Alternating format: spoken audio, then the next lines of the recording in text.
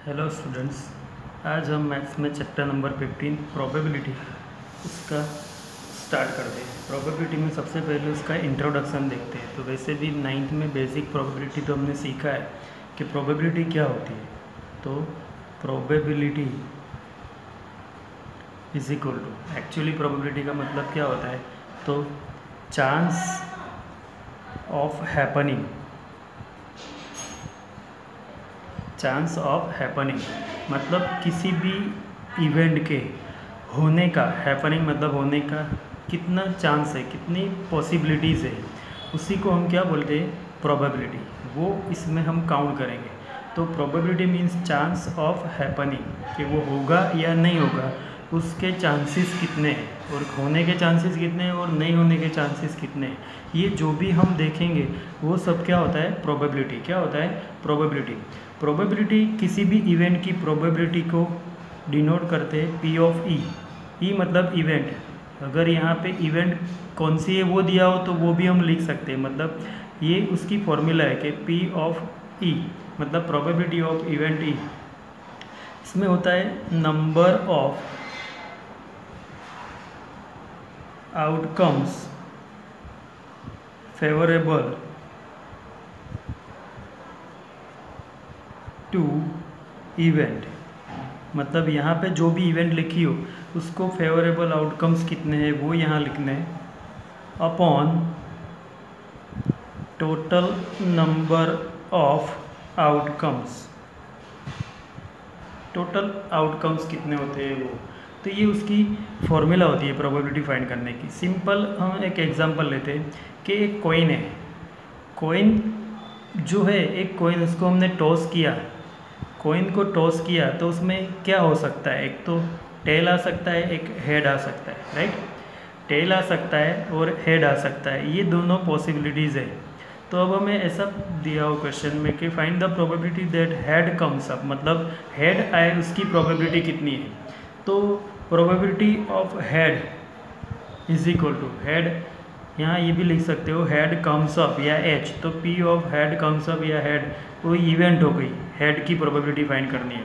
तो हेड, तो दो टोटल आउटकम्स कितने हैं, दो, वो तो टोटल आउटकम्स तो नीचे लिखने, नंबर ऑफ आउटकम्स दो, राइट।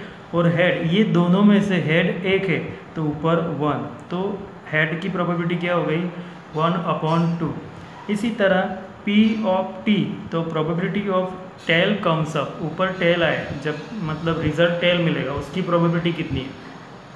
तो इसमें भी टोटल आउटकम्स तो हेड एंड टेल 2 हो जाएगा, और टेल एक है तो 1/2 क्या हो गया, 1/2। तो ये दोनों उसकी प्रोबेबिलिटी हो गई, हेड की प्रोबेबिलिटी और टेल आएगा उसकी प्रोबेबिलिटी। तो ये दोनों की इक्वल है। तो ऐसे जो इवेंट्स होते हैं जिसमें सारे इवेंट्स, मतलब ये एक बार कॉइन टॉस किया तो टोटल जितने आउटकम्स मिलते हैं वो सबकी प्रोबेबिलिटी इक्वल है। तो ये जो प्रोबेबिलिटी होती है उसे इक्वली लाइकली बोलते हैं। क्या बोलते हैं, equally likely, equally likely probability. तो ये सब तो याद रखना है तुम्हें, सिंपल है, ये ज़रूरी नहीं है ये कहीं पे सोल्व नहीं करना है कि ये इक्वली लाइकली है नहीं, पर ये याद रखना है कि ऐसे इवेंट्स जितने सब प्रोबेबिलिटी सेम हो तो वो इक्वली लाइकली होता है। क्या होता है, इक्वली लाइकली। जैसे एक डाइस है, तो डाइस में उसके ऊपर क्या क्या होता है, 1 2 3 4 5 6, राइट। अभी डाइस को मैं थ्रो करूं तो उसमें टोटल आउटकम्स कितने मिल जाएंगे, 6, 1 2 3 4 5 6। अगर मुझे 2 आए ऊपर, पी ऑफ 2, उसकी प्रोबेबिलिटी फाइंड करनी है कि 2 आए, तो वो 6 टोटल है और 2 1 है तो 1/6 होगा। इसी तरह पी ऑफ 4 की प्रोबेबिलिटी फाइंड करनी तो वो भी 1/6 होगा। तो ये सब की भी 1/6, तो वो भी इक्वली लाइकली हो जाएगा। क्या हो जाएगा, इक्वली लाइकली। तो ये सबकी प्रोबेबिलिटी में होता क्या है, ये 1/2 1/6, मतलब जितनी भी प्रोबेबिलिटीज़ होती है ना, उसमें मोस्ट इम्पॉर्टेंट थिंग्स ये याद रखनी है कि जो प्रोबेबिलिटी होती है किसी भी इवेंट की प्रोबेबिलिटी, वो लेस देन और इक्वल टू 1 से छोटी होती है या इक्वल टू 1 होती है, या ग्रेटर देन और इक्वल टू 0 से बड़ी होती है या 0 होती है, ये याद रखना है। तो मतलब क्या हुआ उसके ऊपर से कि प्रोबेबिलिटी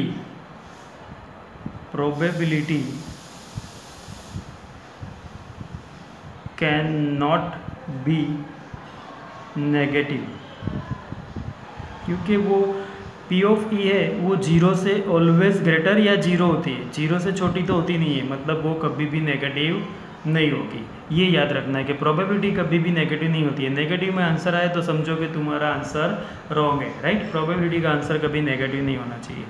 और probability can not be more than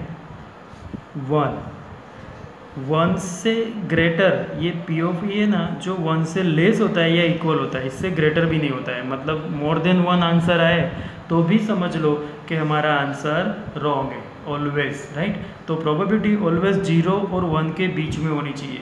तो ये सारे देखो 0 और 1 के बीच में आंसर्स है, राइट। प्रोबेबिलिटी ऑलवेज 0 और 1 के बीच में होती है, क्योंकि हम किसी भी इवेंट को, मतलब ये एक इवेंट थी, पूरा एक एक्सपेरिमेंट था जिसमें हमने टॉस किया कॉइन को, तो उसमें टेल मिला हेड मिला, तो दोनों, एक टेल और एक हेड, तो ये दोनों मिल के एक इवेंट होता है। तो एक इवेंट के ये 2 पार्ट है, तो एक इवेंट के 2 पार्ट है तो वो एक से छोटे ही होंगे, राइट। एक इवेंट के 6 पार्ट है तो वो एक से छोटे होंगे। तो हर एक्सपेरिमेंट में यही होता है।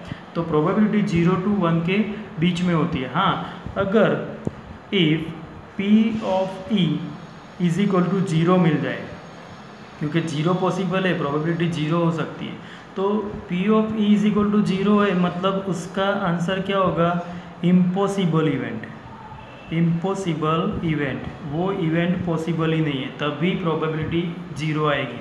जैसे कोई ऐसे पूछे क्वेश्चन में कि find the probability that sun rises in the west, sun west में से राइज होगा, उसकी प्रोबेबिलिटी क्या है, तो वो पॉसिबल ही नहीं है, इम्पॉसिबल इवेंट है, तो उसकी प्रोबेबिलिटी क्या होगी, 0। क्या होगी, प्रोबेबिलिटी 0, राइट। ये याद रखना है।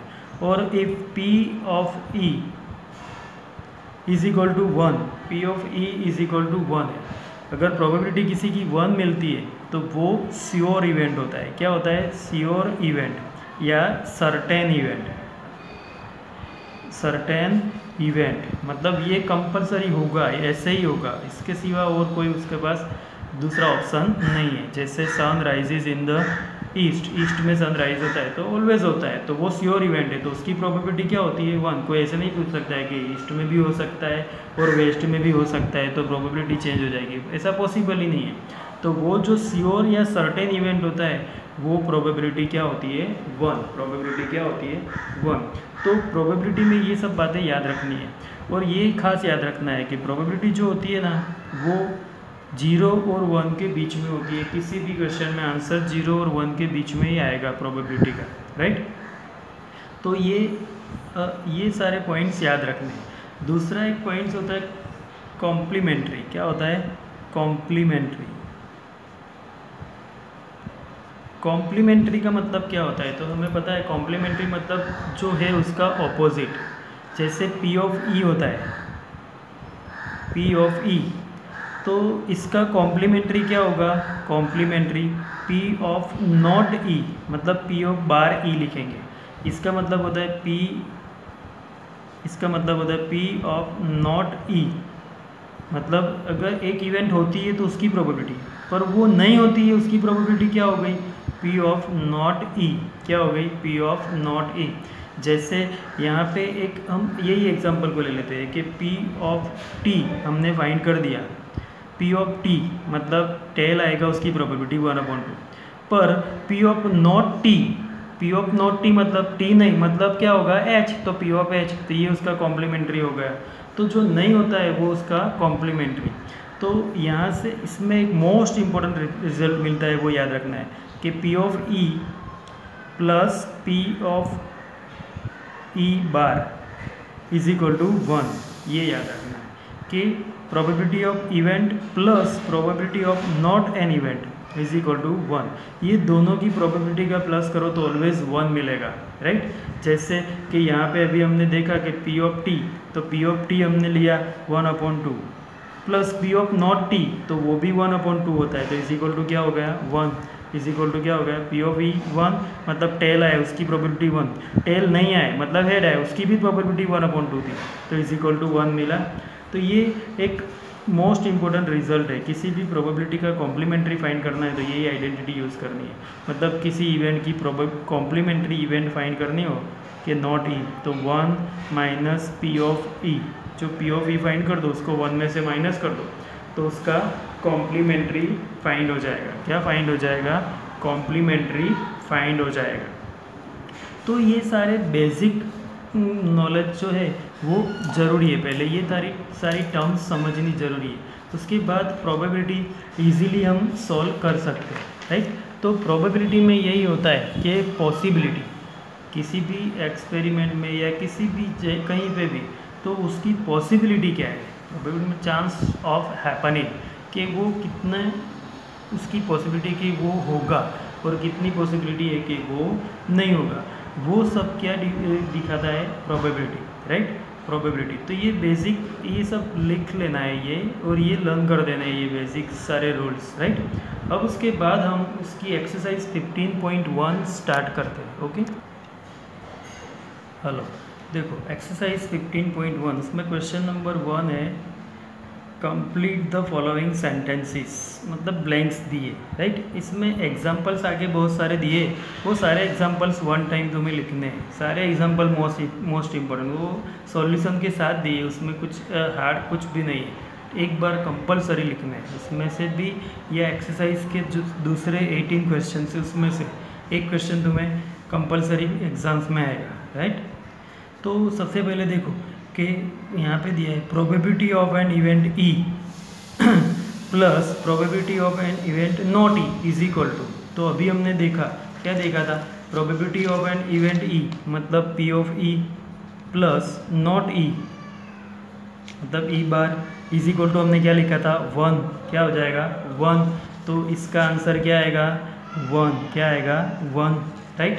तो ये एक आंसर लिखना है। फिर उसके बाद दूसरा क्वेश्चन कि probability of an event that can not happen is blank such an event is called, तो प्रोबेबिलिटी ऑफ एन इवेंट, जो इवेंट कैन नॉट हैपन मतलब जो होने वाली ही नहीं है, उसकी प्रोबेबिलिटी क्या होगी? तो अभी हमने देखा था कि जो होने ही वाला नहीं है उसकी प्रोबेबिलिटी 0 होती है। क्या होती है? 0, राइट। और ये जो प्रोबेबिलिटी है जिसकी 0 है उसे क्या बोलते हैं? तो वो अभी हमने देखा था कि P of E is equal to 0 हो तो उसे हम क्या बोलते थे? तो इम्पॉसिबल इवेंट। क्या बोले थे? इम्पॉसिबल इवेंट, इम्पॉसिबल इवेंट, ये अभी हमने सीखा था, राइट। तो ये दोनों क्वेश्चन सॉल्व हो गए। अभी इसमें थर्ड दिया है कि the probability of an event that is certain event, वो भी हमने देखा, श्योर इवेंट या सर्टेन इवेंट टू हैपन, जो होने वाला है उसकी प्रोबेबिलिटी, जो मतलब जो सर्टेन 100% होने ही वाला है, जो 100% होने वाला है उसकी प्रोबेबिलिटी क्या होती है? 1, क्या होती है? 1। और उसको हम क्या बोलेंगे? इवेंट को, जो अभी हमने देखा था कि सर्टेन इवेंट और श्योर इवेंट, अभी हमने लिखा था कि सर्टेन इवेंट और श्योर इवेंट, ये याद है, राइट। तो ये क्वेश्चन 3 था। अभी इसमें क्वेश्चन 4 में दिया है कि the sum of the probabilities of all the elementary events of an experiment is sum of all the, मतलब एक एक्सपेरिमेंट किया उसकी जितनी भी प्रोबेबिलिटीज़ हो वो सबका सम प्लस करो तो क्या होगा? तो अभी हमने एक एक्सपेरिमेंट 2 किए थे कि कौन कौन से किए थे? एक कोइन वाला जिसमें हेड की प्रोबेबिलिटी भी 1/2 आई थी। कितनी आई थी? हेड की प्रोबेबिलिटी कितनी आई थी? 1/2 प्लस टेल की, तो उसका 1/2 प्लस 1/2 क्या हुआ? 1। तो एक ही एक्सपेरिमेंट के जितने सारे टोटल आउटकम्स होते हैं वो सबकी प्रोबेबिलिटी का प्लस ऑलवेज क्या होता है? 1। जैसे डाइस वाला था तो उसमें 1/6 1 की प्रोबेबिलिटी, 2 की प्रोबेबिलिटी, 3 की प्रोबेबिलिटी, ऐसे था, राइट। तो उसका भी 3 की भी 1/6 थी, 2 की भी 1/6 थी, सबकी 1/6 थी, तो उसका भी टोटल 1/6 प्लस 1/6 6 नंबर थे, 6 नंबर की ये प्रोबेबिलिटी थी, तो उसका एडिशन करो तो 6/6 इज इक्वल टू 1 आएगा, राइट। तो मतलब ये आंसर क्या आएगा? सम 1 आएगा। क्या आएगा? 1, राइट। अब 5th नंबर कि the probability of an event is greater than और इक्वल टू, देखो the probability of an event is greater than और equal to blank and less than और इक्वल टू ब्लैंक। तो प्रोबेबिलिटी जो होती है वो किसी भी इवेंट की ग्रेटर देन और इक्वल, किससे ग्रेटर और इक्वल होती है? तो 0 से ग्रेटर और इक्वल हो सकती है, और लेस देन तो 1 से लेस देन और इक्वल टू होता है, राइट। क्योंकि हमने ही लिखा था कि P of E is equal to less और इक्वल टू 1 तो लेस देन और इक्वल टू 1, और ग्रेटर और इक्वल टू 0 तो 0 से ग्रेटर और इक्वल टू ये लिखा, राइट। तो अभी जो हमने बेसिक्स नॉलेज सीखा उसमें से ये सारे 5 स्टेटमेंट कंप्लीट सॉल्व हो गए, राइट। तो ये क्वेश्चन 1 यहाँ पे कंप्लीट हो गया उसका। अभी उसका क्वेश्चन 2 कल करेंगे, ठीक है। ओके, नेक्स्ट वीडियो में। तो आज के लिए इतना काफ़ी है प्रोबेबिलिटी में।